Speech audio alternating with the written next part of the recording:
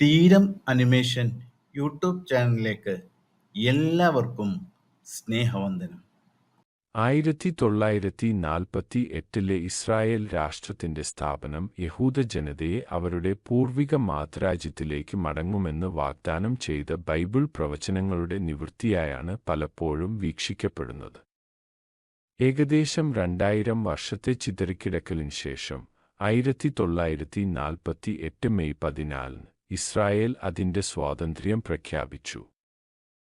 യഹൂദ ചരിത്രത്തിലെ ഒരു സുപ്രധാന നിമിഷം അടയാളപ്പെടുത്തുകയും ഒരു യഹൂദ രാഷ്ട്രത്തിന്റെ പുനഃസ്ഥാപനത്തിനായി ദീർഘകാലമായി കാത്തിരുന്ന പ്രതീക്ഷകൾ നിറവേറ്റുകയും ചെയ്തു.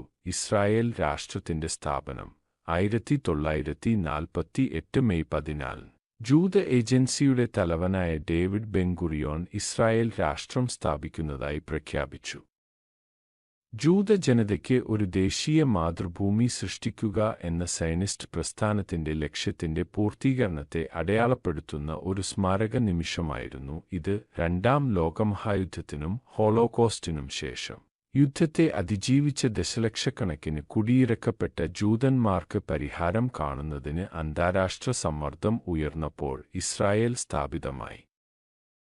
യുണൈറ്റഡ് നേഷൻസ് വിഭജന പദ്ധതി 1947 ജെറുസലേമിനെ ഒരു അന്താരാഷ്ട്ര നഗരമാക്കി ഫലസ്തീനെ ഒരു ജൂത, ഒരു അറബ് എന്നിങ്ങനെ 2 രാജ്യങ്ങളായി വിഭജിക്കാനുള്ള പദ്ധതി ഐക്യരാഷ്ട്രസഭ നിർദ്ദേശിച്ചു.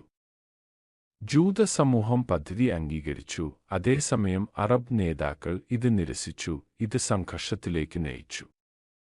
പുതിയ യഹൂദ രാഷ്ട്രത്തിനെതിരായി അയൽ അറബ് രാജ്യങ്ങൾ അധിനിവേശം നടത്തിയതിനാൽ ഇസ്രായേലിന്റെ സ്വാതന്ത്ര്യ പ്രഖ്യാപനം 1948-ലെ അറബ്-ഇസ്രായേൽ യുദ്ധത്തിന് തുടക്കമിട്ടു.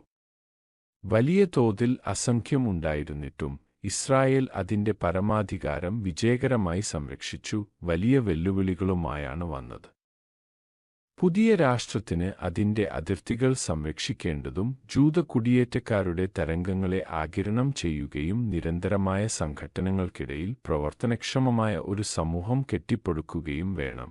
ഈ വെല്ലുവിളികൾക്കിടയിലും ഇസ്രായേൽ ലോകമെമ്പാടുമുള്ള യഹൂദന്മാർക്ക് പ്രത്യാശയുടെയും സ്വാതന്ത്ര്യത്തിന്റെയും പ്രകാശഗോപുരമായി ഉയർന്നുവന്നു. നൂറ്റാണ്ടുകളുടെ പ്രവാസവും പീഡനവും സ്വയം നിർണയ സ്വാതന്ത്ര്യത്തിനും ഒരു യഹൂദ മാതൃരാജ്യത്തിന്റെ പുനഃസ്ഥാപനത്തിനും വഴിയൊരുക്കിയ നിമിഷം.